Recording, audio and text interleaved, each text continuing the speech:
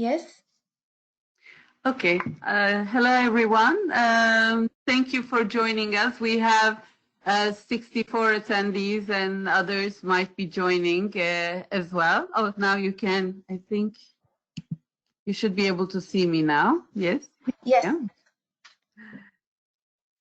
I'm Simelishim. I'm the manager of the Cooperatives unit. I will be facilitating this webinar with the support of my colleagues from the unit. This is the first time we are using this technology, so please bear with us if there are any difficulties. We are still working with one of our speakers to get the mic on. Thank you for joining us to celebrate ILO Co-op Unit Centenary. Today is in fact the exact date the decision was taken for the establishment of the unit during the third session of the ILO's governing body in March 1920. And in fact, Co-op is one of the few institutional units, along with the Workers' Activities Department and Employers' Activities Department and a few others, that has continued to this day. On that day, March 23rd, 1920, the director Alberto Ma said that the ILO should not only concern itself with conditions of work, but also with the conditions of workers. It is in the form of cooperation that this idea is best seen in popular circles. Moreover, cooperation already constitutes an important international movement with which the office must necessarily concern itself in its own interest. And the ILO has been engaged with the cooperative movement since then to this day. This webinar will be the first in a series of celebratory events across the year, including around the International Day of Cooperatives, which will be on July 4th, Saturday this year, focusing on cooperative action around climate change issues, Sustainable Development Goal 13. There will also be an international symposium, which we hope will be face-to-face, but we might actually be looking also into online options during these uncertain times. And the symposium will be on November 16, 17. A call for papers has been issued today. We will have a set of publications, including one that is being launched today, and we have one of the authors of the report with us to present. And we will also be organizing a photo exhibit. We have an ILO Co-op 100 feature website where we are featuring interviews with cooperators from around the world that has worked with ILO on delivering on cooperative and social and solidarity economy. We also have a number of features, so please do check out ilo.org/co-op for these. Today we have 5 great speakers who will each be speaking for 10 minutes, and their presentations will be followed by a question and answer session. We will start with a presentation by Mariah Lewis, an associate professor at Saint Paul Grenoble. She will provide us with an account of the beginnings of the ILO's engagement with cooperatives.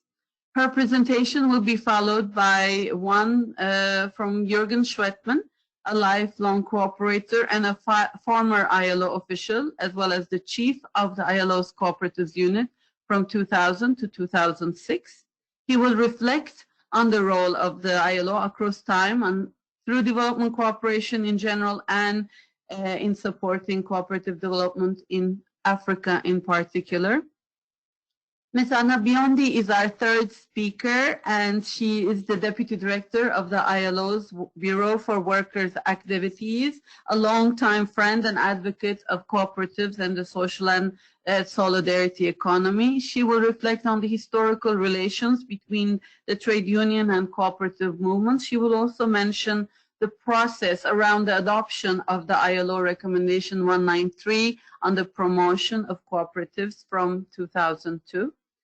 Our fourth speaker is Ramin Behzad, who's a labor attaché at the permanent mission of the Islamic Republic of Iran to the United Nations. He will share reflections around the integration of cooperatives into labor standards in more recent years, and he will also reflect on the adoption of the guidelines on statistics of cooperatives at the International Conference of Labor Statisticians in its last session in 2018. Our last but not least, the fifth speaker is Courtney Cabo-Venton, who's an independent consultant. She's one of the authors of the report on cooperative and wider social and solidarity economy responses to forced displacement. So her presentation and the executive summary of the report are already available through the ILO Co-op website. These presentations will be followed by a Q&A. You can submit your questions in writing as the presentations are underway. You can specify to whom your question is directed to, and you can also say if they are general questions or comments. So before we turn to our speakers, I would like to ask ILO Enterprises Department Director Vic van Vuren to say a few words on this occasion, and thank you for joining us. Vic, the floor is yours.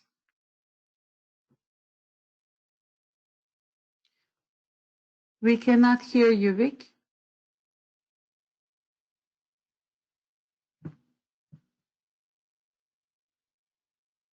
Still no.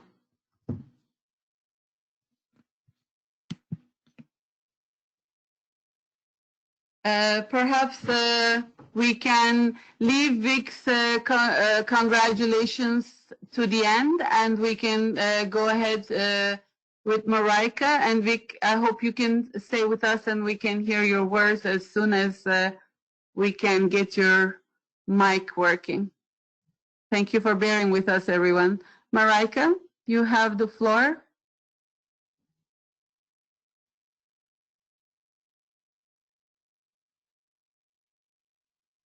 I think there are a few slides. Yes, they are coming. I hope you can all see it. We are now at 19 attendees. Excellent. Can you hear me?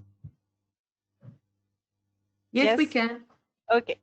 Thank you. Thank you very much for joining the webinar. So I have a PowerPoint presentation, which I think is on screen. So I will talk for a few minutes, for 10 minutes, on the historical and a historical perspective on the International Labour Organization and the cooperative movement, because now we have a century of cooperation, but the idea is to show that the building of such a relationship was not that evident, and it was in fact quite complex for the cooperative movement to be recognized by the ILO as a relevant partner in the first place. So Mina, if you want to move to the next slide. So yes.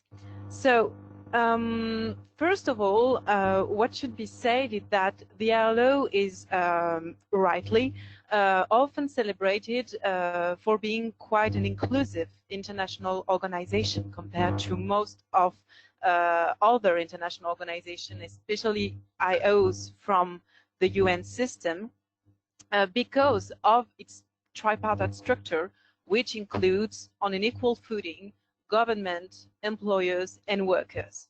However, this tripartite structure is quite selective, and actually the cooperatives, right from the beginning, were not included and even excluded from this tripartite framework. Looking at the archives, you can see very interesting correspondence between Alberto Mar, who was the first ILO director, and Henry May. Henry May was the Secretary General of the International Cooperative Alliance, the international organization who spoke at the international level for cooperatives. And right from the beginning, the International Cooperative Alliance has been quite critical vis-à-vis the ILO for having excluded, and the diplomatic term he used was omitted, cooperatives from the tripartite structure. So even though he used the term omission, actually the situation was much more problematic, because it was not just an omission. Actually, the question he raised was the rather uncooperative relationship and stance from employers' organization and trade union organization vis-à-vis the cooperative movement, to give them a status that would be equivalent to those to the status of workers and employers organizations. So what happened at the very beginning of the ILO, in the very first years, is that the International Cooperative Alliance used its special relationship with Albert Thomas in order to push its request for a fair representation of cooperatives within the International Labour Organization. What do they mean by fair representation? At the beginning, the cooperative movement was very demanding. What the cooperative movement wanted was a place which would be equivalent to the place of workers, employers, and government. They even wanted a sort of quadripartite structure for the International Labour Organization. So this is what you should understand through the vocabulary of fair representation.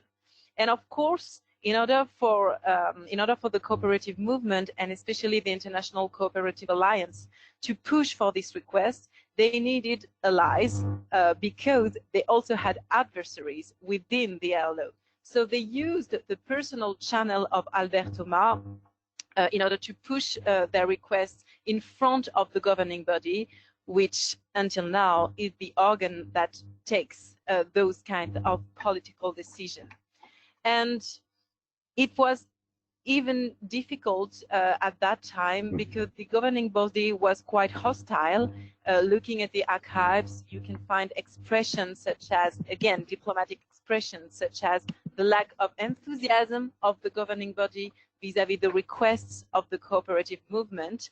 Albert Thomas also referred to the hostility of some members, including trade unions. So employers were, of course, the most vivid resistant, but trade unions were not united vis-à-vis with regard to the cooperative movement. And you also find some words such as ignorance, the fact that many members were ignorant of the importance of the cooperative movement. So you understand that the relationship was quite difficult to build, and of course, or at least not of course, but quite quickly it became obvious that the request to have an equal status for cooperatives was not to be fulfilled. So the compromise that was found at that time was to represent cooperatives through the use of the technical advisors within national delegations. Within national delegations, you always have two representatives for the government, one representative for employers, one representative for workers, but then they can add as many technical advisors as they want. And what was decided was that it would be possible for national delegations, it was free to them to choose whether they would include in their delegation a member from the cooperative movement. This is the best solution they could find at the time, and which is still used today, not only for cooperatives, by the way. So this was the first solution to overcome the lack of enthusiasm and hostility of the governing body towards cooperatives. And the other way, in order to circumvent this tripartite structure, was to promote technical cooperation through the creation of the co-op section that you embody here. So to give up the political request of having a fair representation and to focus more on technical activity, practical activities on the ground, and especially the exchange of information and expertise that cooperative could bring to the ILO and the other way around. So this was the state of the relationship at the very beginning. Maybe we can try to understand why this relationship was so complex. Cooperatives sometimes were seen as not necessarily a rival, but they were embodying a model that was not necessarily familiar neither to trade union nor to employers' organization. They didn't necessarily recognize the essential conflict of interest between workers and employers, and the structure they used was not the same than trade unions. And above all, trade unions and employers' organization really regarded the ILO as their own organization. They were not ready to share with another kind of actor, even though they could recognize the added value of cooperatives. Nevertheless, and this is the reason we have this centenary right now, the cooperation could go on, but more on practical ground. However, the International Cooperative Alliance did not give up its request for a true representation within the ILO. What happened is that after the Second World War, with the creation of the United Nations, the ICA had a better leverage to negotiate a position. It was first recognized as an observer by the United Nations, and using this worldwide recognition of the United Nations, the ICA came back to the ILO in order to ask for a recognition of its role and a representation within the ILO as an observer, a general observer within the ILO. So it's not exactly the same as being recognized as a member, like employers, workers, or government, but still they gain a recognition, they gain a representation on their own rights as cooperatives. The last thing I wanted to say, and this is the last slide that Nina, you can maybe show, is that here you have a short graph which show actually the very minimal use by cooperatives of this general observer status. It shows you the number of individuals signed up to represent the ICA during some international labor conferences, which show that actually, and maybe we can discuss the reason, there was not such a great interest from cooperatives to have a political representation within the ILO. And if you look also at the composition of delegations and the use of the status of technical advisors, it really varies from one delegation to another. And based on statistics, you cannot really say that cooperatives really were really using the possibility of being represented within the ILO, at least not on a systematic basis. So it's already been 10 minutes, so I will just stop here, and maybe in the discussion we can try to understand why the interest has declined, and this duality of ways to influence the ILO, the first through representation and the other ones through technical cooperation. Thank you very much. Thank you, Mariah. Yes, these days are very interesting, especially the 99 to 2009 period, the peak around the ILO recommendation on promotion of cooperatives 190. But also in recent years, since 2012, we've had an ICA representation at the International Labor Conferences. So that's also been, I think, reflected in some of the language in international labor standards in engaging with the ILO constituents. Jürgen, perhaps you could tell us a bit more on this, how the co-op unit works on technical cooperation in general and cooperative development in Africa in particular. The floor is yours.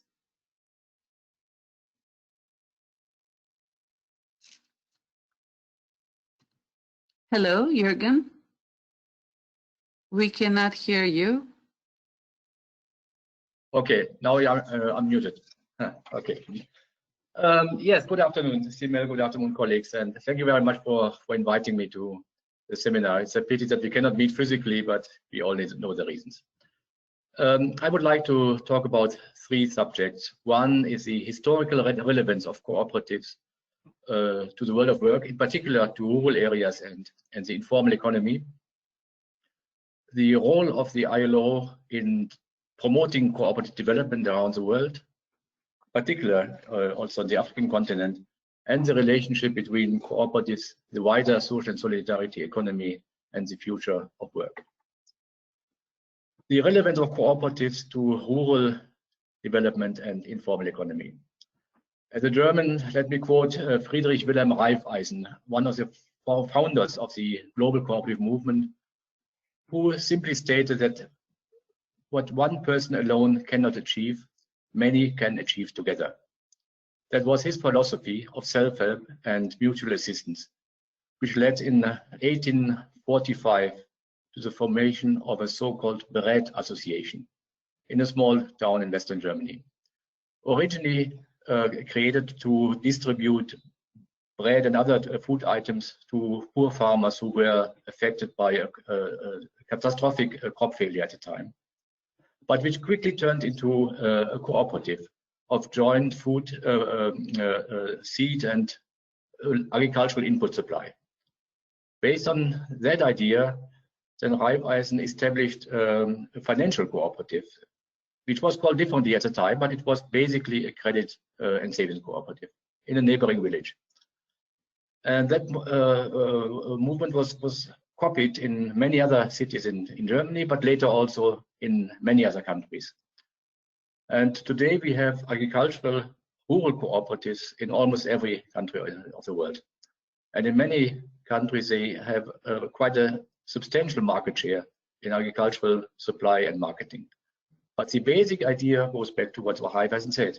What I cannot do alone because I'm powerless, I have no bargaining power, many can achieve together. That's the basic philosophy behind cooperation. Cooperatives, in my view, are also particularly important in the informal economy. Globally, the ILO estimates that more than half of the global labor force operates in the informal economy. And in many countries, that rate goes up to 90%. We have countries where over 90% of the labor force are in the informal economy.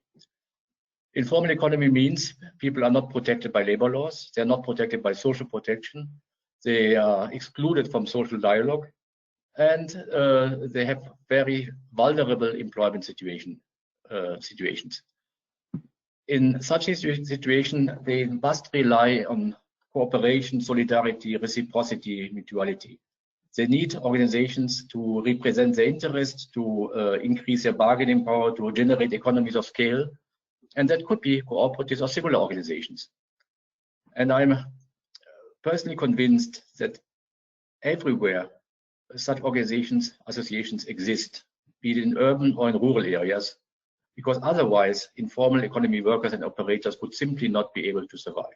They need to organize, they need to work together in order to improve their livelihoods and incomes. So I think cooperatives and similar organizations have a very important role in building a bridge between informality and the formal economy. Now let's come to the role of the ILO.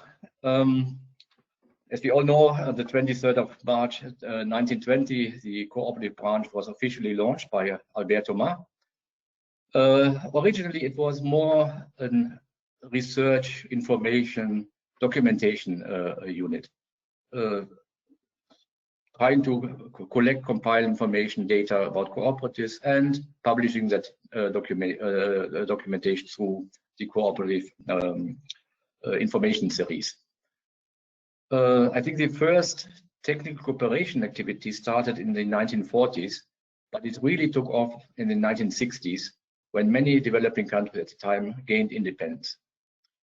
Between 1960 and I would say the mid of the 1980s, the development cooperation program of the ILO expanded dramatically. It became the third largest technical cooperation program of all ILO units.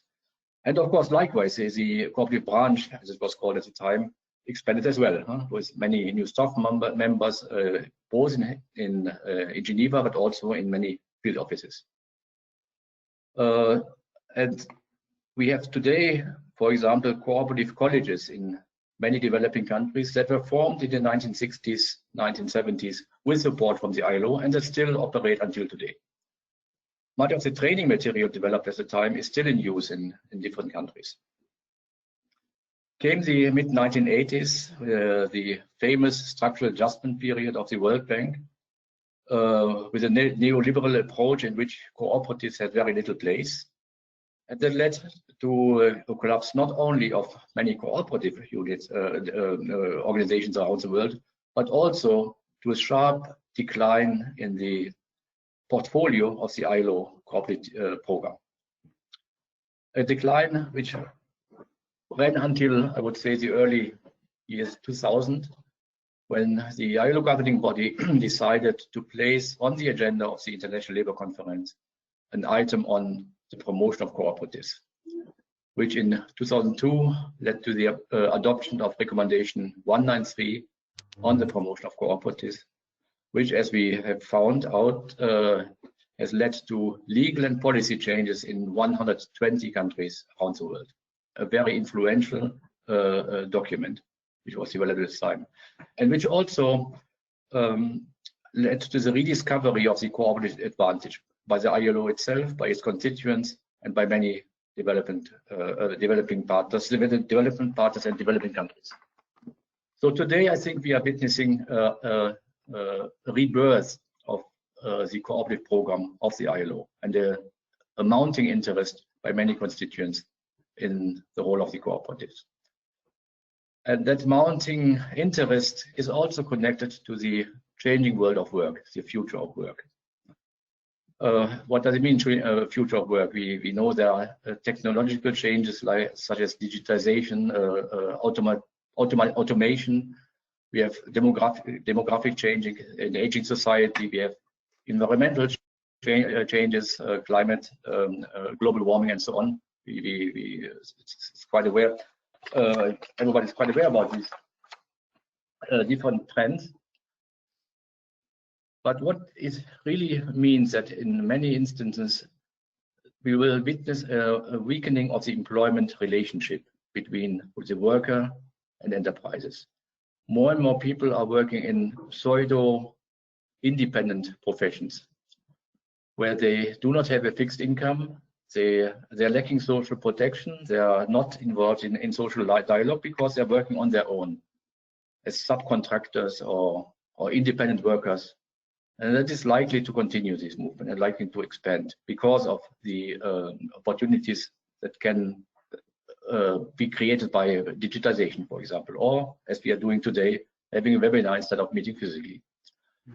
So these people, these independent workers, these subcontractors need some kind of representation, some kind of networking, some kind of collaboration opportunities. And I think that this is something where cooperatives can play a role and actually do already play a role. We have seen in the recent years an emergence of so-called platform cooperatives, bringing together workers that are united through a digital platform, similar to what, let's say, Uber is doing with taxis. That's likely to expand and to gain more importance. And that's something where the ILO, the cooperative branch, can actually play a very supportive role in providing assistance in establishing networks between different types of platform cooperatives and so on. The demographic changes or the aging societies, not only in industrialized countries, but also in developing countries, will require more caregivers, and caregiving cooperatives will also play an important role in the future. And thirdly, we have seen a renewal of energy cooperatives, where, let's say, entire villages are getting together to, for example, erect a windmill or solar panels to generate electricity in a decentralized way and in an environmentally responsible way. Again, something which is of great interest not only to Europe, but also to many places in the developing world, where again, cooperatives can play an important role. Let me end by saying one word about the so-called wider social and solidarity economy, an expression which is becoming more prominent at the ILO in recent years. It simply means that, let's say, cooperation, solidarity, mutuality does not necessarily require the existence of a formally recognized and registered cooperatives. It can take place in other forms of associations, of clubs, of self-help groups, and so on. And it is in the interest of all of us to harness the power of these different forms of self-help and mutual assistance, which are known collectively under the term social and solidarity economy, to promote the decent work agenda. Thank you. Many thanks, Jürgen. It is indeed. Knowledge. Vic, can you hear? Yes, Vic. Would you like to say a few words for the I'll come in while I've got my sound sorted out. Can I come in? Yes, sure. Go ahead.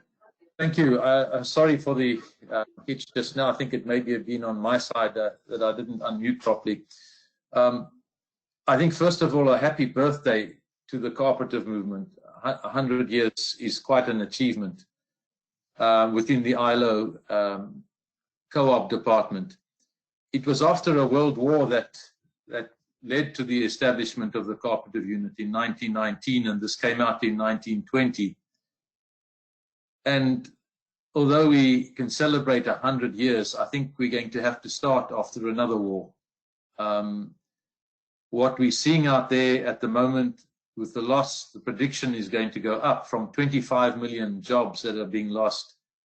Our figures are being revised, and I think you're going to see closer to 30, 40, even maybe 50 million jobs that are going to be lost in the next few months. The role of the cooperatives has never been more important than after the First World War. And I think we're going to have to regroup within the cooperative movement and relook at the role we're going to have to play and the role that the cooperative can play in defining the new months and years that lie ahead after we've come through this catastrophe. And so I think that it's not one of doom and gloom, but one of the cooperatives have a responsibility to step up once again and to show their mettle in what's going to be very difficult times, from the informal sector to enterprises that are closing to a new business model that's going to be out there. But whatever business model finds its way into the markets, the cooperative one can be an underlying and a foundation from which we can move forward and build the communities and build the people, and at the same time keep on the agenda the decent work component. And so it's some webinar that we're having today to celebrate 100 years, but I think we're going to have to arrange a number of webinars to follow through on what we can use and what we can achieve from the cooperative movements that are in place at the moment. So I don't want to be spoiling the party, but I think we need to be realistic about what is facing us. And I listen with interest about the history of what we come through.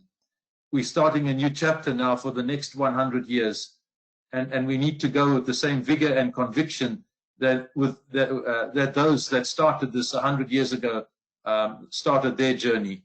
And so let's learn from them, let's take what we've got, and let's move forward in a positive and creative way that we can help those out there that are going to be burdened with the loss of wealth and jobs. Thank you. Thank you, Vic.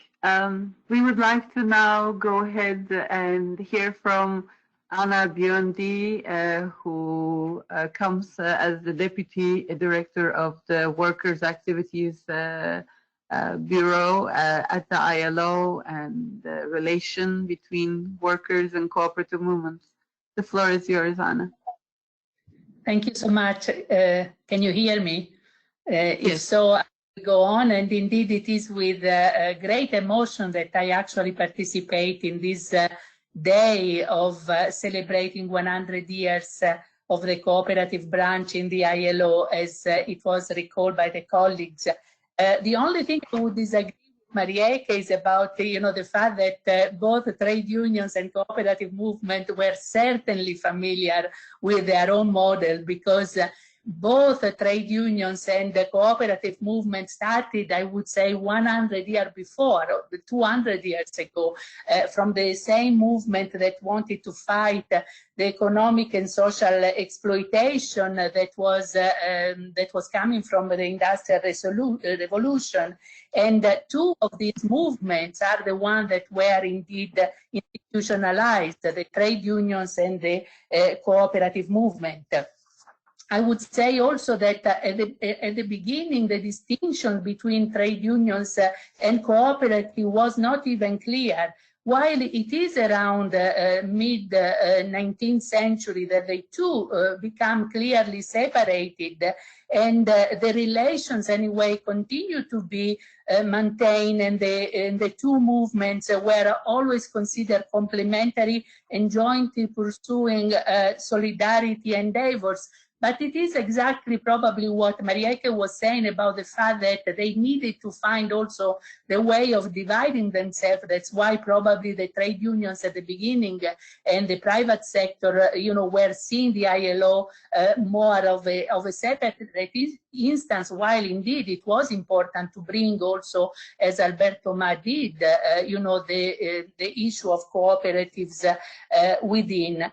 I would say that also from a European perspective, there were other divisions. For example, the links, the different links also of political and social movement. I would say, for example, those linked to the socialist parties and the so-called red cooperatives, and those promoted by the Catholic Church, the white cooperatives. I'm happy to say that at least now, especially in my own country, Italy, we can see that finally this division, which anyway was really purely ideological, because the bottom line was very much the same, has been overcome, and the two branches have come together. I think that we should also recognize that Alberto, what he had in mind, it was also cooperatives to support the industrial workers. I'm thinking of Co-op City in the Bronx, in New York, or I think of the Indian Railways Cooperative that were supporting also the unions, or the NTUC in Singapore and their relationship with cooperatives. And as Jürgen already mentioned, from 1960, there was the strong push towards the poverty reduction and activities, and many activities between, for example, ILO and UNDP work, especially for agricultural workers, and the International Cooperative Alliance own large program. In the meantime, we have received a message, email for me, you, and Vic and Jürgen, saying that indeed Bruno Rollins of ICA regrets not being with us, but he is with us in heart, and it's certainly a strong presence of the ICA.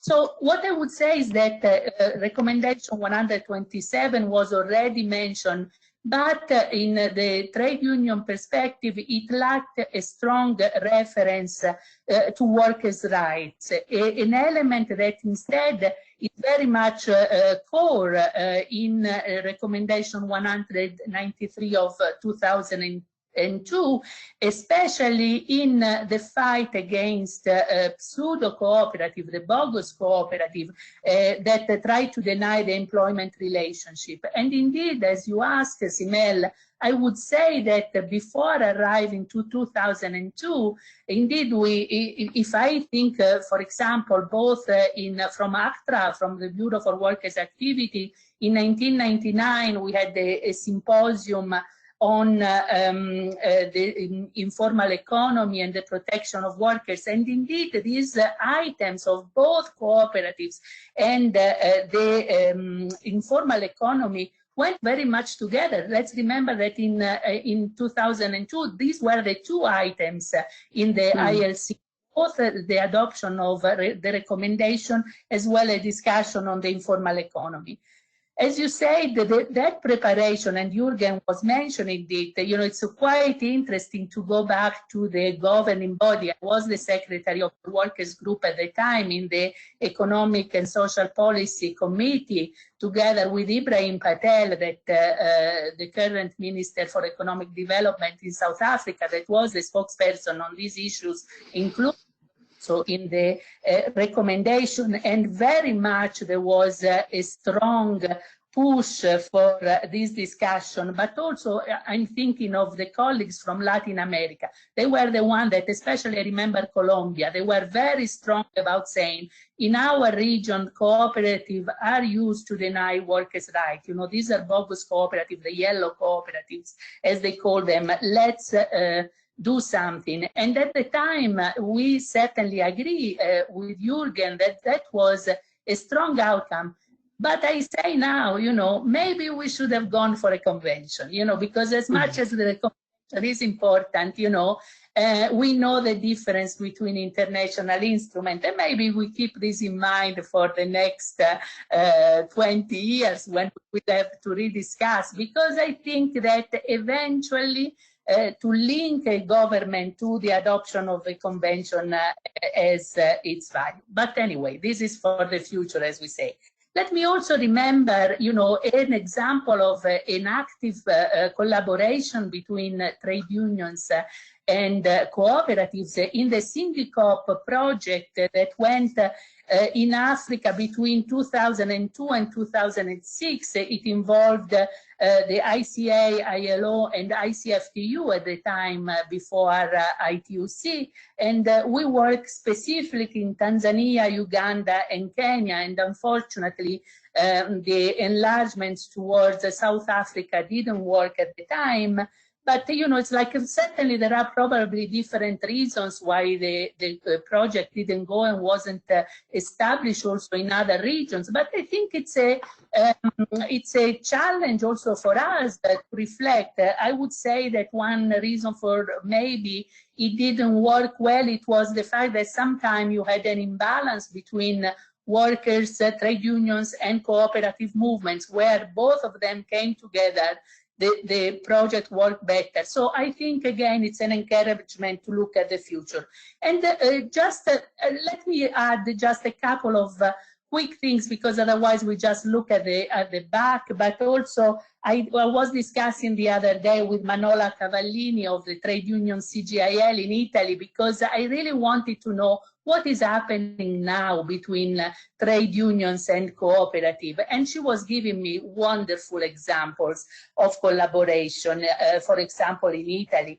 Even in a moment where the cooperative movement has been rethinking itself, has been also having some problems. But for example, let's talk about industrial relations.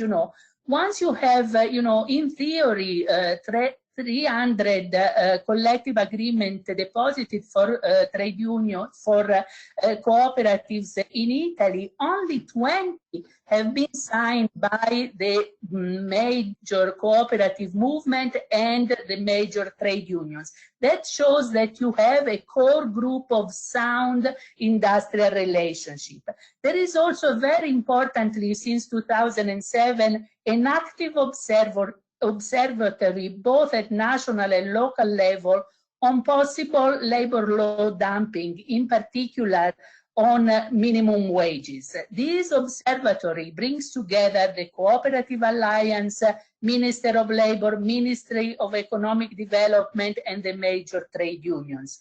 Early this year, we have had an agreement on gender-based violence, against gender-based violence in cooperatives. So it is important that 100 years from the establishment of the ILO cooperative branch and 200 years from the birth of trade unions and cooperative movement, there is plenty of scope.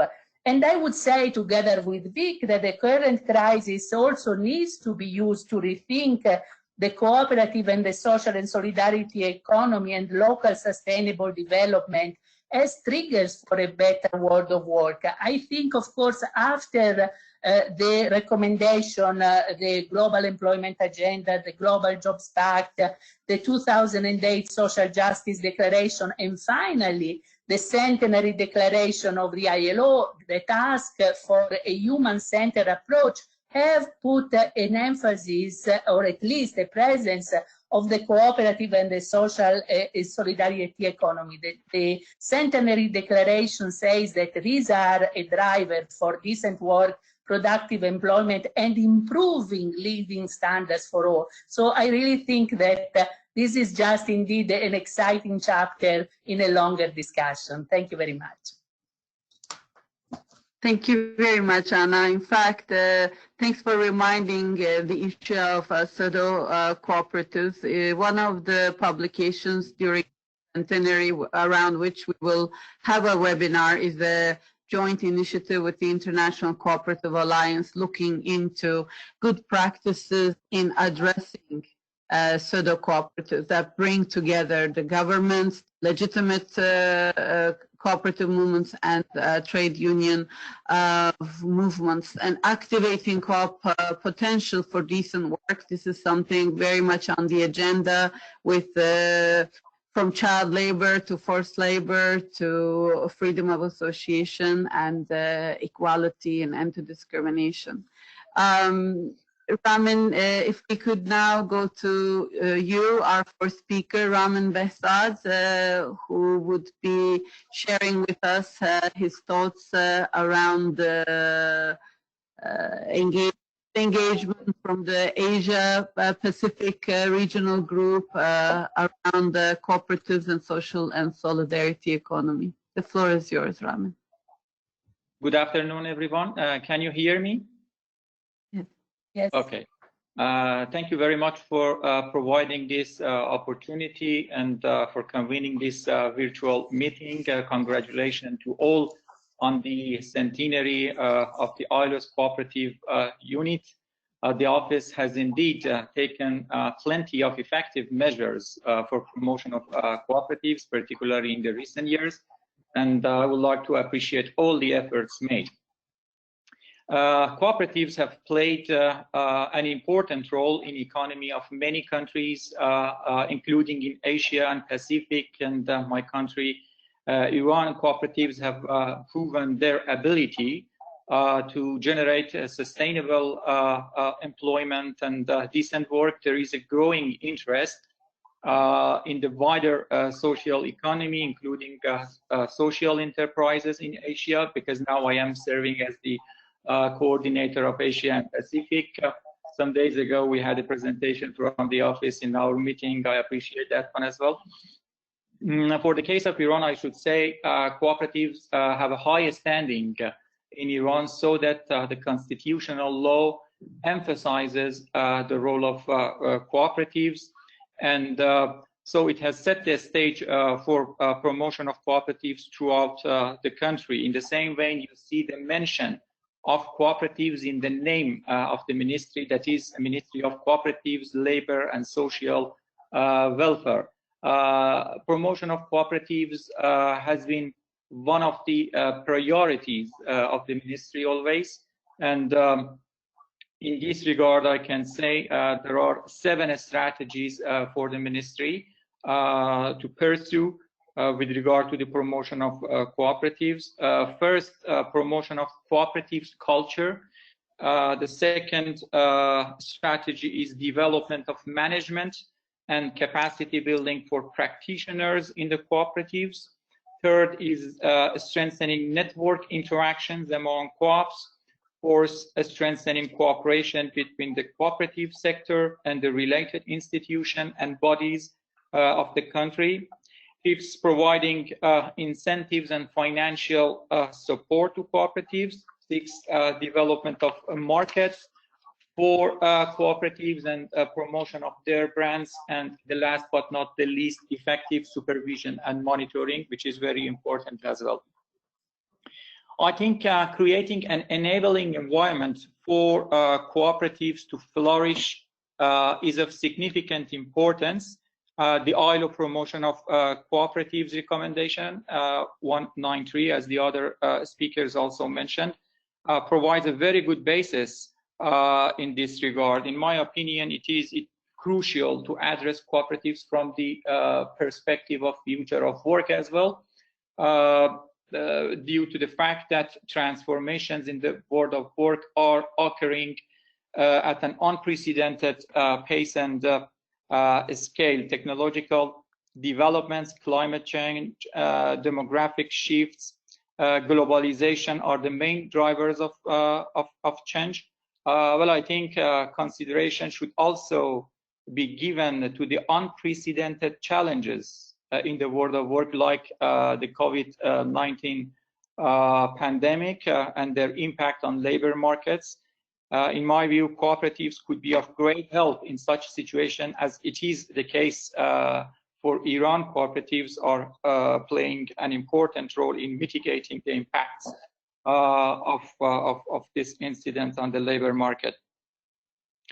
However, in this regard, the ILC last year, regarding the future of work, adopted the Centenary Declaration, as the other speakers also mentioned, for the future of work, focusing on a human-centered approach. The declaration captures cooperatives and wider social and solidarity economy when it calls for the need to create an enabling environment for entrepreneurship and sustainable enterprises.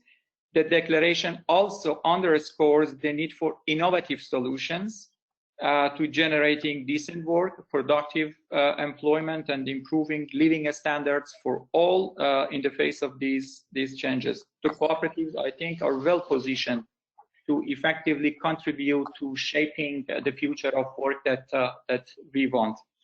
I think cooperatives can provide effective responses and solutions to the challenges and pressing issues in the world of work, including for instance, formalization of economies and peace and resilience. I would like to flag recommendation 204 adopted in 2015 on transition from the informal economy to formal economy, and recommendation 205 adopted in 2017 on employment and decent work for peace and resilience. It is fortunate that the role of cooperatives is embedded in these ILO instruments.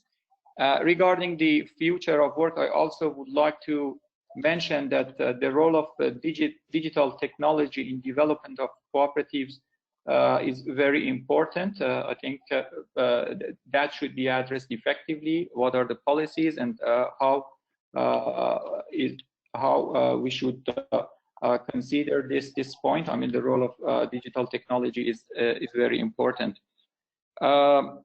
As I'm a statistician, I would like to highlight the importance of statistics on cooperatives.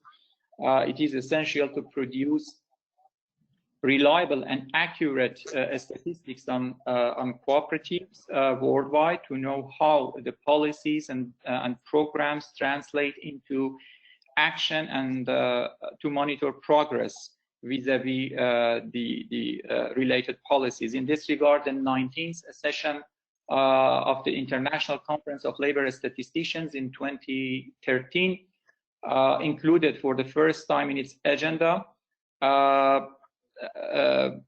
cooperatives statistics, and eventually adopted a resolution calling for further developmental work on co-op statistics.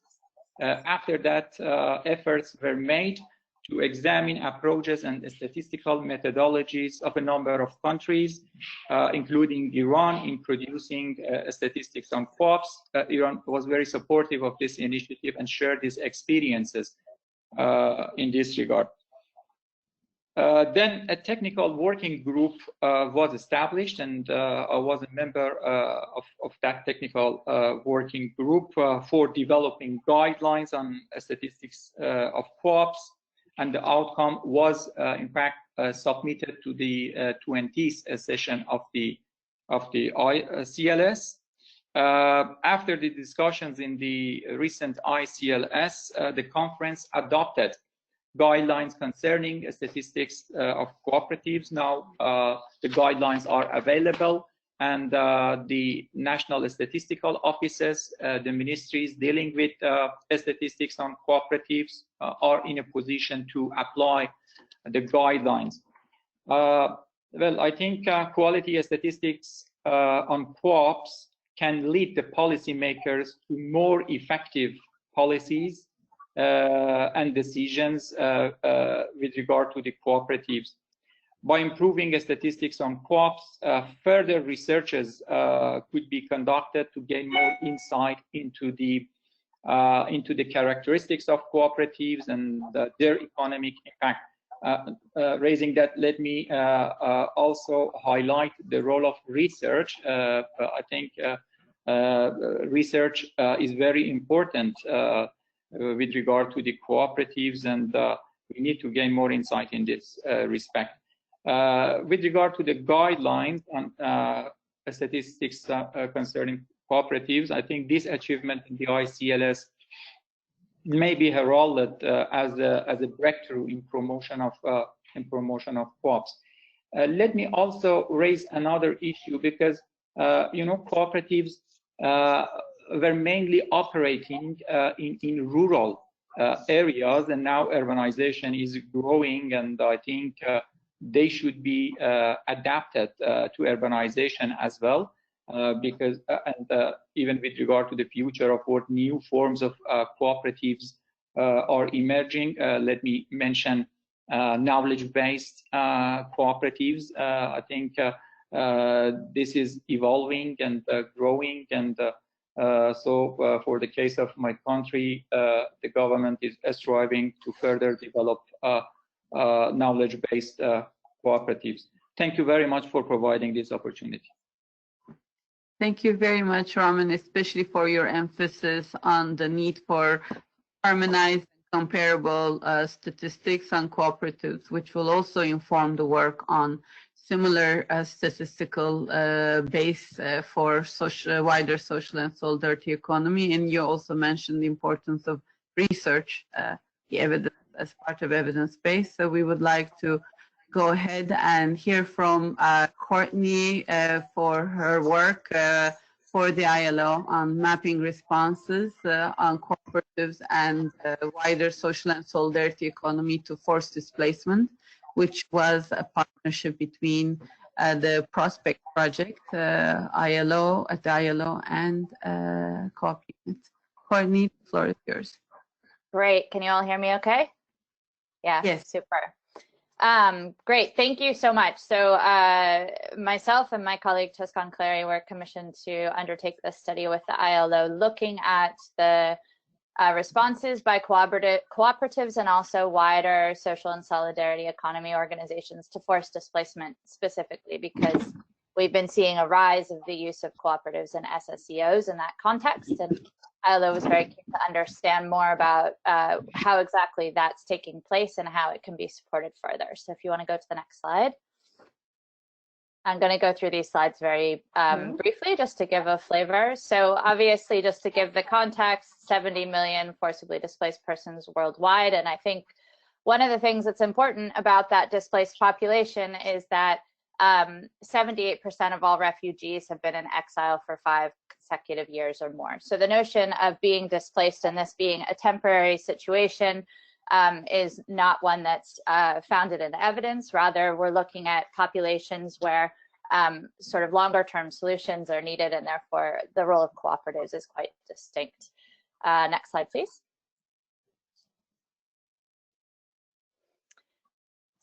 So cooperatives and SSEOs globally are among the diverse range of enterprises and organization structures effectively responding to forced displacement. And as I said, we wanted to understand better exactly how this is working and what it looks like. Next slide.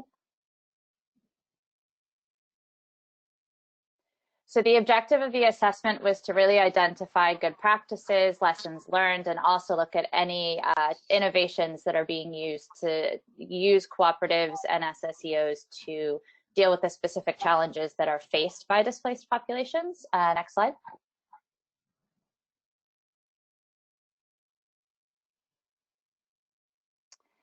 We already know this. Cooperatives are autonomous associations of persons united voluntarily to meet economic, social, and cultural needs. And I think that that is quite important within the context of looking at displaced populations, because as we move through the slides, one of the a number of the key findings revolve around the fact that this isn't just about an economic solution. The social and cultural needs of displaced populations are very poignant and can be addressed quite well by the cooperative movement. Next slide.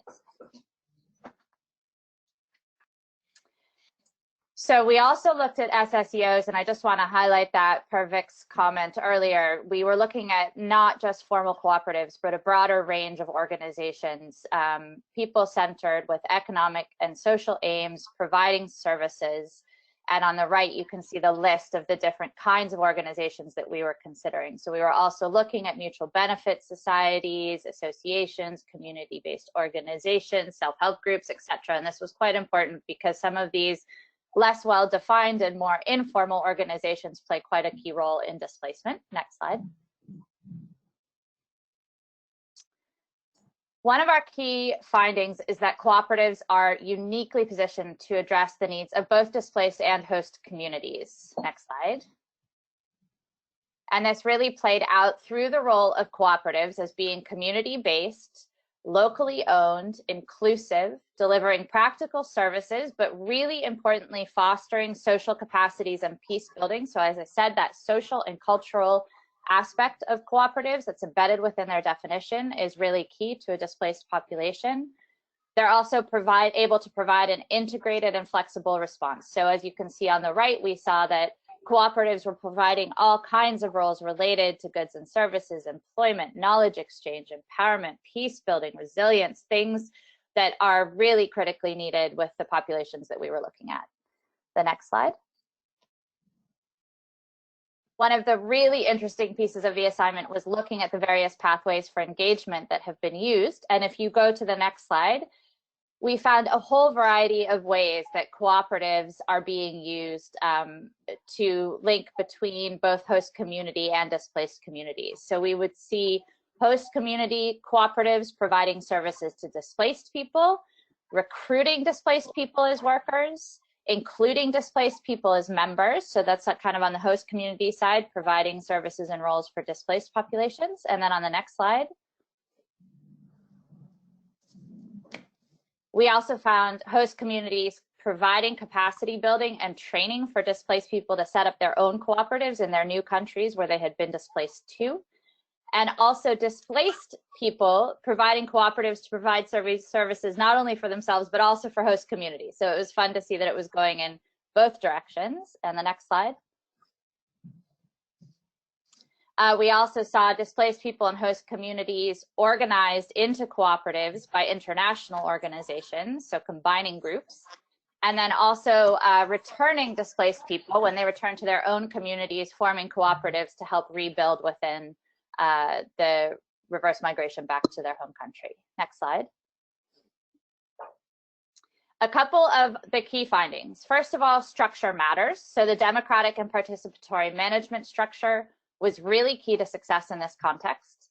Local ownership is really key, and a really strong focus on the cooperative values was emphasized repeatedly across consultation. The importance of solidarity, working together, and meeting member needs. In particular with displaced populations, because of the trauma that they have been through, rebuilding trust and solidarity through these groups was really key. Next slide. Cooperatives should be treated as development partners. This was another repeated concern, that they are partnered with and contracted directly, showing commitment towards supporting them as local actors. And the democratic nature, collective ownership, and focus on self-help really provides a vehicle for empowerment, which was really important for displaced populations to get back on their feet. Next slide.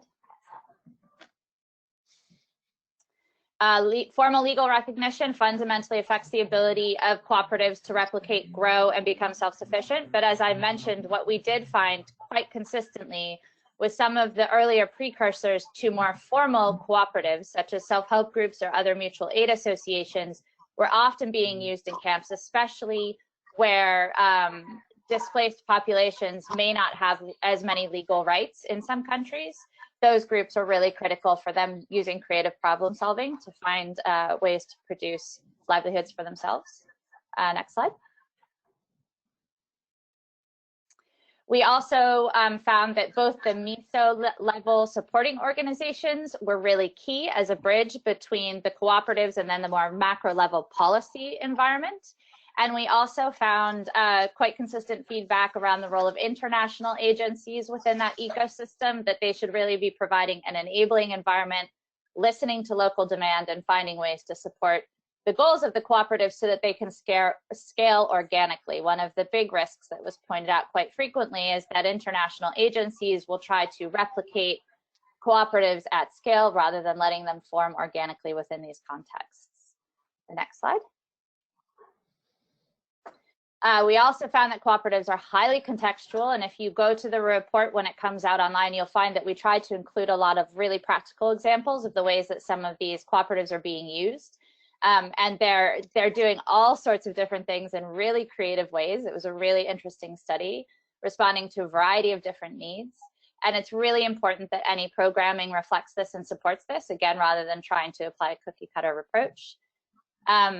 We also found that local cooperative federations were providing advice, management support that has been a really key entry point for engagement, particularly with recently displaced populations. On the next slide, please. In terms of next steps, next slide, we found that it's really important to build a community of practice around this work. Workshops, knowledge platforms, adapting some of the tools that the ILO already has to help support cooperatives in these contexts is really, really important, because basically I think what we were finding is that there is a lot of this going on, but it hasn't yet really been organized or best practice lessons learned pulled more systematically as this ecosystem of work grows. Next slide. We also feel it's really important to raise awareness. This came out consistently from the consultation. People aren't really aware of the role that cooperatives can play in displacement contexts. And I think, you know, there's a recent USAID study that shows that the strongest statistically determining factor of whether or not a population is resilient is their social capacities. And they specifically named agency, empowerment, self-efficacy, aspirations. And so the ability of these collectives to be able to bring about both the more practical economic problem-solving platform that it provides, as well as building trust, norms of reciprocity, these kinds of characteristics is really critical for this community. And that really needs to be raised kind of in the public consciousness of the role that these cooperatives can play for displaced and host communities. And then the next slide. And finally, there's a real need to invest in some more research. What we were able to do was a big step forward, but only touched the tip of the iceberg. Self-help groups and social enterprises, as I mentioned, as more informal vehicles are being used extensively with displaced populations, but we're still just learning about how they're being used. It would be really useful. There's a lot of the work that's been done to date is cooperatives and refugees, but we really wanted to be able to find out more about how they're being used with internally displaced populations. There's a strong need to articulate the economics of how cooperatives are creating gains for refugee and host populations. And finally, there's a strong interest in understanding how cooperatives, specifically with women, are able to build empowerment and gender equality in the context of displacement. And I believe that was the last slide. Yes. So that provides a quick overview, and I'll turn it back to Simil for questions. Oh, you're on mute.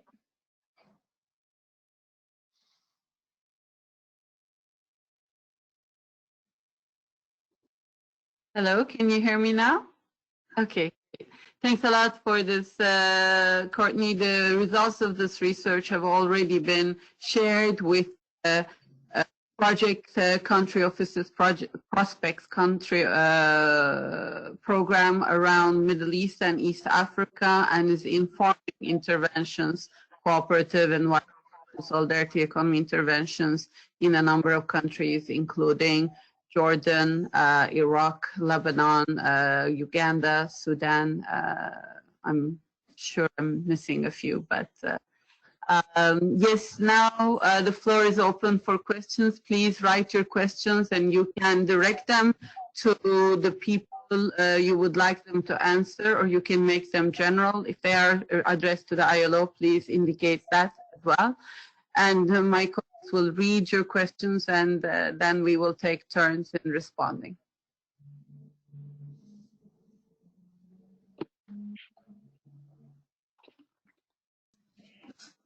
Hello, so this is Andrea Davila from ILO COOP. Let me read the first question that is directed to the ILO. So perhaps Anna first and Simel goes second. So the question is from Santanu Kumar.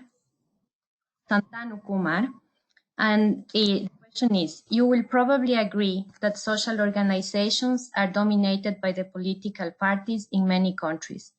Cooperative movements in such cases have not been successful. In some of the major countries of Asia, this feature is seen. Can ILO come forward to suggest any way out? Also, I think ILO may enter into partnerships with institutions of this region to offer appropriate training program to develop cooperative entrepreneurs.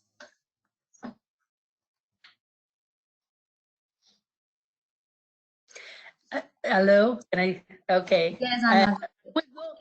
Yes, I will go mostly on the first part of about the fact that you know, the link very often of political parties to some of the cooperatives. And I thank the intervention. I also thank the participants, because I see that from the beginning we have lost very few, and so I'm very pleased that the friends stay with us and they find this interaction interesting. Well, I want to go back to the friend that posed this question, to what I was saying. If you followed my presentation about in Italy, very often having, you know, different poles of cooperatives, some linked to different, I was calling them the red cooperatives, the white cooperatives, and so on. There is no limit, of course, in fact, of the fact that some, even some parties or some other institution have decided to create also a branch, a cooperative branch, or they are thinking of supporting a branch. Where the problem is not in about the possibility of establishing cooperatives or work with some cooperative, but of course the limit is the autonomy and the independence. And this is why when I spoke about freedom of association, I'm not speaking only about of the workers that need to be free in order to organize themselves also within the cooperatives, but I'm also thinking of the principles of freedom of association of the ILO that speak about the autonomy, the independence, the democratic membership base. And so, for example, what you don't want to have, it's an unfair treatment of one cooperative towards another one. And so this is why recommendation 103 is very helpful, because, for example, it speaks about the legal obligation of the cooperatives, the fact that you need to have financial and social audits, you know, like you need to have safeguards. Or, for example, you have a situation in some countries where some cooperatives were created in order to curb public services and not to invest in public services. And so this is why the balance is what it is important, and the check and balance. I would also say that it's quite relevant in Recommendation 193, the fact that we have the annex that is not very often discussed, but the annex on the cooperative identity that was issued by the ICA in 1995. I think that the principle of that annex, and it would be interesting, Simel, to rediscuss with the ICA to see if we need to upgrade those identity, but that those are certainly those principles are the one that make sure that the cooperative movement as any other eventually social or economic endeavor, respect indeed autonomy, independence, and the democratic contribution that these should maintain without any special treatment in this regard. Thank you, Anna. In fact, I was just going to pick up from where you left out. I think the cooperative principles and getting those reintroduced across the life cycle of a cooperative enterprise is very important. It's not just at the beginning that the founders of the cooperatives know are committing to and understanding and implementing the cooperative values and principles, especially in this case, in response to this question, of course, is the principles around autonomy, independence, member ownership, and participation. And as members retire or new members come on board, it's very important that these are refreshed, the refresher courses. In fact, this question comes from Santosh Kumar of the International Cooperative Alliance, who came from the Asia-Pacific region. And in the Asia-Pacific region, Santosh, as you may know, we had launched a series of cooperative tools which are around emphasis, with an emphasis around peer learning, but also key to them is reintroducing, reactivating, energizing cooperative principles and values. And these are a stepwise 3 tools from Think Co-op, prior to starting cooperatives, Start Co-op, actually, you know, getting the members, the business plans, and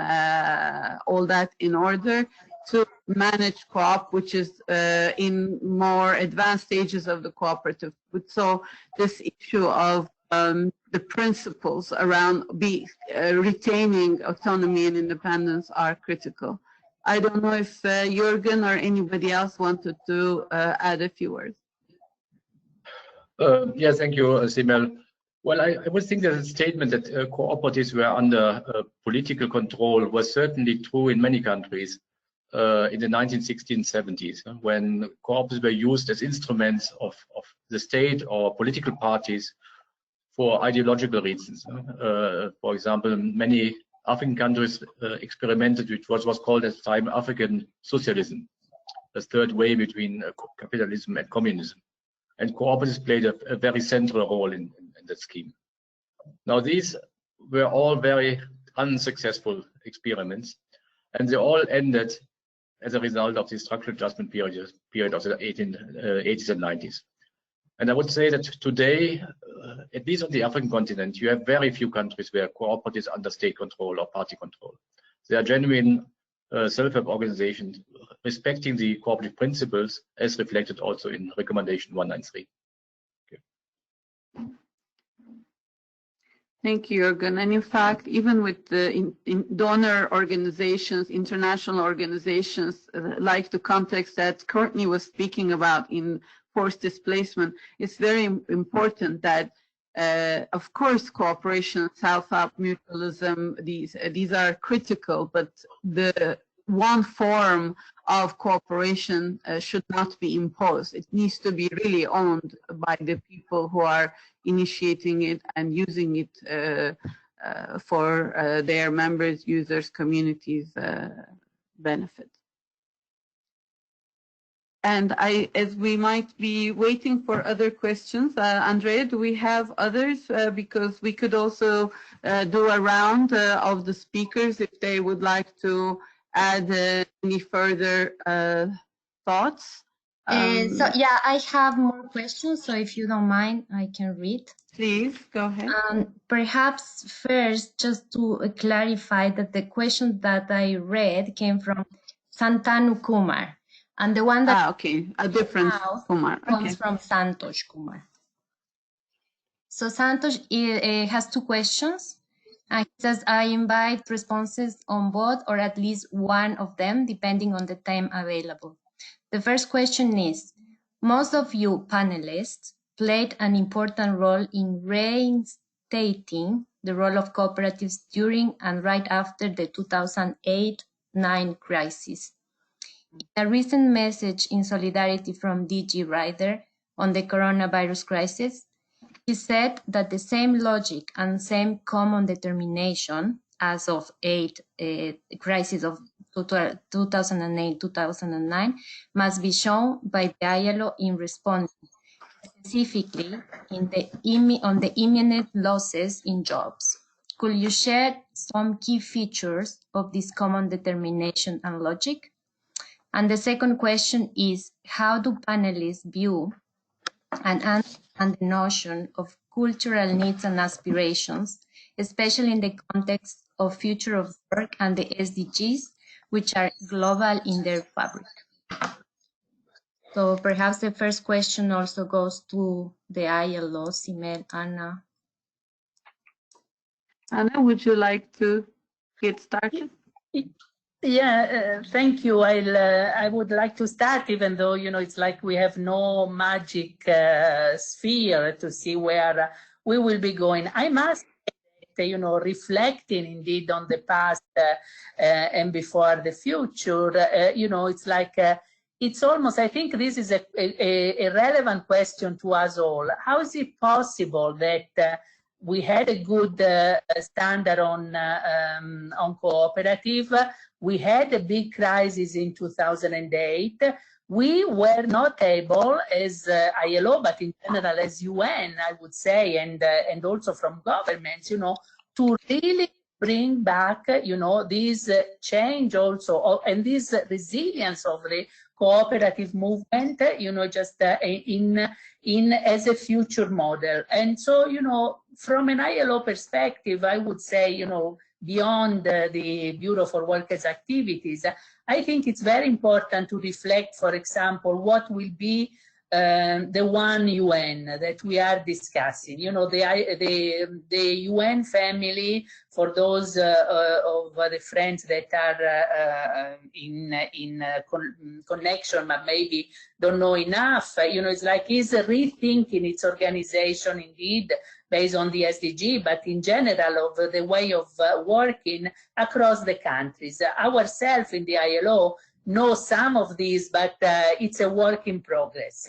And we have to find ways of work better. By all means, we have always spoken about policy coherence, that we need to be more integrated. On the other hand, there is a real risk that our rights-based approach from the ILO would possibly disappear. We are the only tripartite agency in the UN system. So let's see how it happens. But, you know, I'm looking here also to Jürgen, together with you, Simel, and the other colleagues.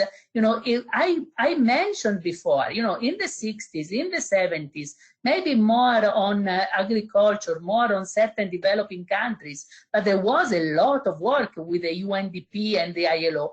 How is it possible that now we are not able to do the same kind of work? So I really think it's very important that both ICA and the cooperative movement in general is asking the ILO to restart together with the trade union movement from the employers' organization, but also the governments, a different way of making sure that cooperative will be, and the cooperative model will be inserted openly into the new ways of functioning of the one UN after this crisis. As you say, you know, without entering into too many details of, you know, just the health dimension, the employment dimension, but also clearly, you know, the need a little bit what I was saying about rethinking, you know, for example, the short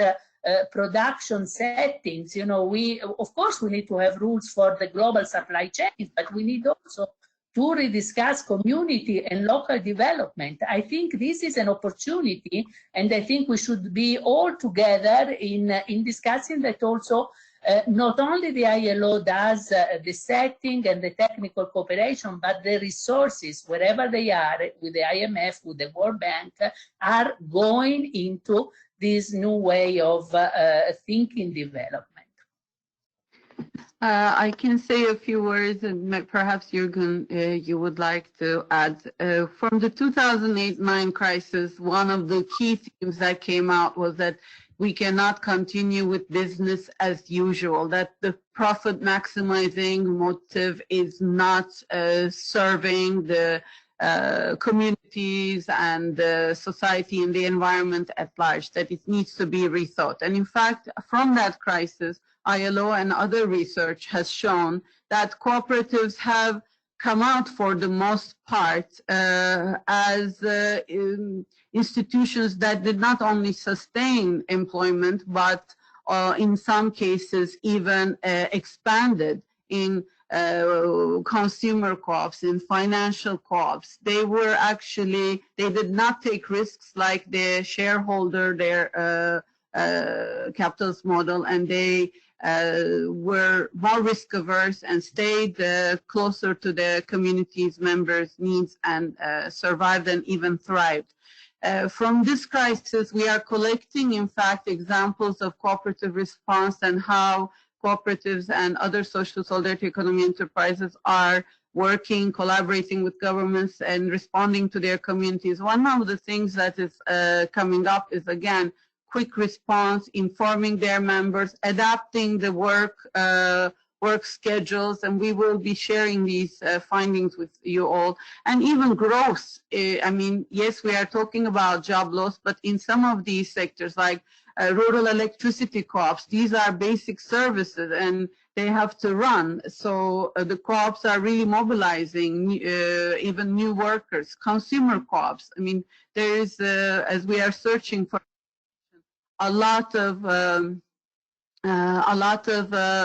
calls for new jobs are coming out. So there is shrinking, there is growth, and from this crisis, again, we need to rethink how we are doing business, and we can continue doing business as usual.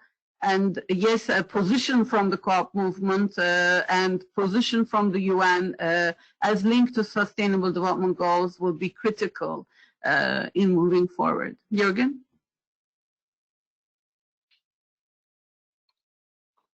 Yes, maybe just a few words about Anna's remark that in the 60s, 70s, we had so many joint programs with UNDP and other agencies. Well, first of all, at the time, UNDP was basically a funding agency for the rest of the system. UNDP did not implement projects, it was financing projects implemented by others. And that has changed in the 1980s.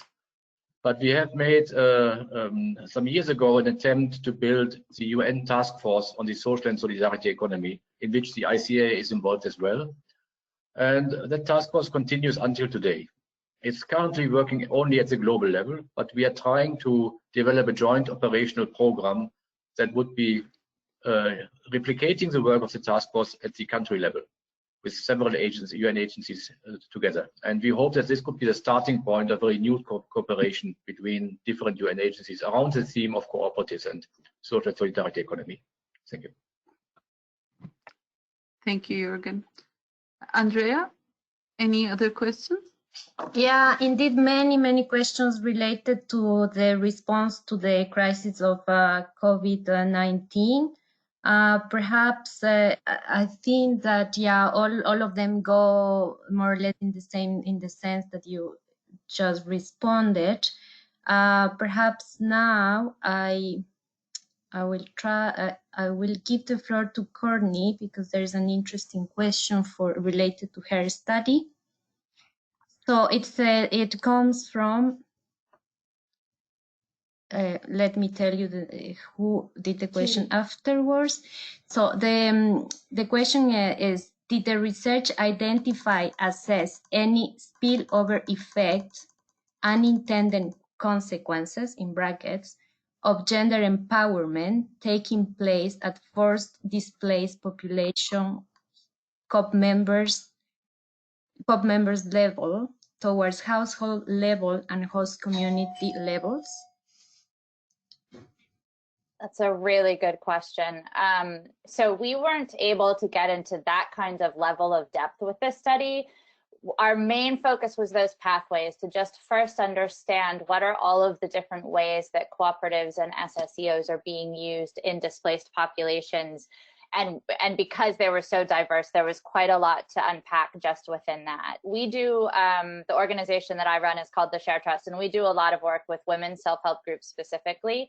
And there are, without a doubt, pushback and negative consequences. There have, for instance, been examples of partner violence increasing when women are in self-help groups, but I would say that those examples are by far and away the minority. The vast majority find that these groups, whether they're cooperatives or something more informal, have very positive effects. And I think part of what was so interesting about looking at the pathways is that there was consistent evidence that the cooperatives were breaking down barriers between host and refugee communities, which also links to one of the other questions that came through around kind of how refugees are able to operate within some of these contexts, which is very diverse. Some countries, they are not allowed to work, so what they can do within their cooperative is very limited.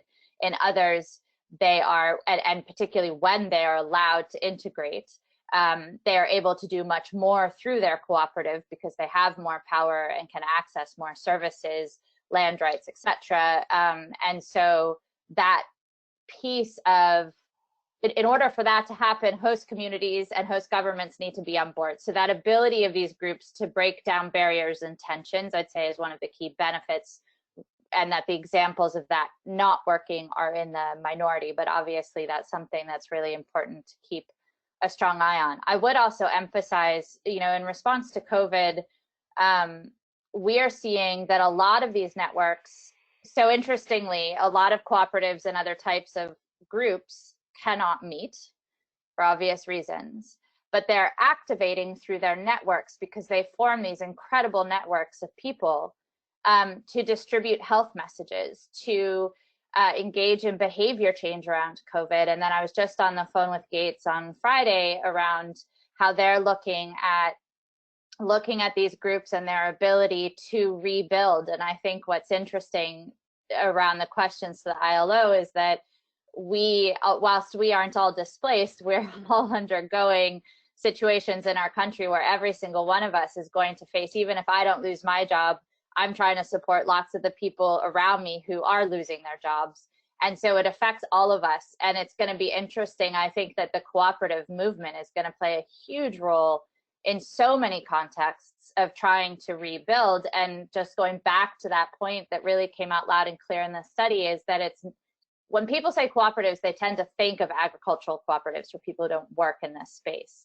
And one of the things that I've loved about working with ILO is this notion that this is a much wider ecosystem. I love the idea of using the term social and solidarity economy organizations, because this is a much bigger net of collectives that is working to create this change. And I think that's going to play a huge role as we move forward. Okay. Thanks a lot, Courtney. I know we have actually already passed our time by a few minutes. If I could ask the speakers, go around the speakers for one more round of comments, last points, words that they would like to share. Mariah, shall we start with you? We cannot hear you. Could you unmute?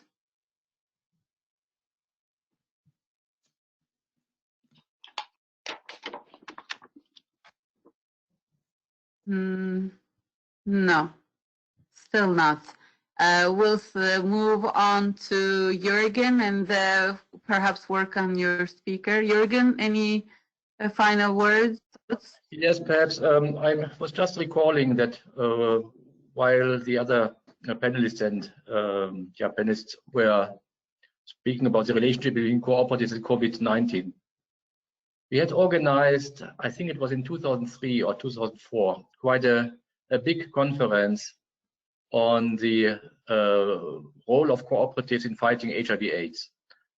It might be a good idea to look at the papers and conclusions of that conference. which had taken place in Swaziland, was actually opened by the King of Swaziland at the time. Perhaps some lesson could be drawn from that conference, and perhaps we can even organize a similar event around COVID-19 together with partner organizations. Thank you. Thanks a lot, Jürgen. In fact, we are working with the International Health Cooperative Organization in seeing how we can activate co-op respond to public health issues, specifically rural and informal economies, with Kenya and Cameroon starting case studies. But I think there is a very interesting insight and extension to the wider COVID response as well. Anna, would you like to say a few words as well? Yes, thank you. And indeed, understanding that this is the beginning of the conversation, as you said, Simel, since colleagues spoke and also some interventions spoke about the COVID-19, and you know again that I'm Italian and how much my country has been at the forefront in this incredibly sad moment, but also the resilience of the country, and goes, of course, through the public sector workers, but also the social cooperatives. I must say that, and in general, the cooperative movement, but all the workers in the social cooperatives are really showing that, leave no one behind, the abnegation, the way they are working constantly, and I think that this is really a lesson for us all. And because I'm speaking of again of Italy, I was giving some example before. Let me just say also that, for example, in that why it's so interesting is that the cooperative movement, even if it's only 1.3 of the total enterprises, they bring together 7.1% of workers. And exactly as you said, Simel, before, workers that have probably, the best condition now, once you really work together, trade unions and cooperative, you are together thinking how to preserve a decent working condition. And of these, 52% women. I think this is another important lesson and another important topic that we have for the future, to look how cooperatives really are an enabling way of bringing together economic activities to empower women. So I think that we have a lot of challenges, but definitely a lot of hope and good ways to move forward in this centenary year and further afterwards. Thanks a lot, Anna. We will schedule several webinars. One will be around women in cooperative, as you noted. One will be around platform co-ops. One will be around pseudo co-ops. And also what Courtney, you were saying, there is some recent good research coming from the ILO in partnership with Eurixe, an Italy-based research institution, and HIVA, a Belgium-based research institution, on the social and solidarity economy, financing, the future of work. So we will be launching those soon as well through a webinar. May I ask Ramin for a few final words? Thank you. So obviously, as I said, the world of work is grappling with a number of challenges. Some are unprecedented, like the COVID-19 pandemic. But however, let me again emphasize the concept incorporated into the Centenary Declaration regarding the need to innovative solutions. Well, I think it's very important, and we need innovative solutions. With regard to this point, I think a more collaborative method of work for cooperatives is needed. And also, again, I would like to mention that a network of cooperatives would be very helpful in this regard. In this respect, I also would like to go back to recommendation 205 concerning employment and decent work for peace and resilience. That is something very applicable at this juncture, and that could be a reference for our work. Indeed, it is the beginning for all deliberations, and there is a long way to go with regard to the responses, innovative solutions for the future of work. That I have the floor, let me also highlight the importance of youth and women cooperatives. I think cooperatives could provide a very good response with regard to the youth employment and employment for women.